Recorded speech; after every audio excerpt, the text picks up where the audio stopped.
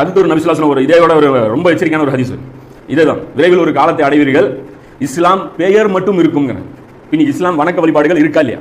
அப்ப அது என்ன? அது பெயர், கூடு, வெறும் கூடு, எலும்பு கூடு, உயிரற்ற பிணம், அவ்வளவுதான். அது ஒரு ஸ்ட்ரக்சர் இருக்கு. பிணத்துக்கு உயிர் இருந்தாதான் மதிப்பு. அதே சமயம் உடலுக்கு உயிரும் இருக்கணும், உடலும் இருக்கணும். அதே அளவுக்கு வணக்க வழிபாடுகள் இல்லைனாலும் இஸ்லாம் ஒன்றும் கிடையாது, வணக்க வழிபாடுகள் மட்டும் இருந்தாலும் இஸ்லாம் ஒன்றும் கிடையாதுங்கிறத இது குறிக்குது. இதை நபி ஸல்லல்லாஹு அலைஹி வஸல்லம் சொல்றாங்க, இஸ்லாம் பெயர் மட்டும் இருக்கும், குர்ஆன் அதன் எழுத்துக்கள் இருக்கும், அது மட்டும் வேற எதுவும் இருக்காதுங்கிறாங்க. அவர்களின் பள்ளிவாசல்களும் மிகவும் செழிப்பாக இருக்கும். செழிப்புக்கு அர்த்தம் என்ன தெரியுமா? மக்களாலும் நிறைந்திருக்கும். பள்ளிவாசல்களையும் நல்ல ஜன கூட்டம் இருக்கும். அதே மாதிரி பிரம்மாண்டமான கட்டடங்களும் இருக்கும்.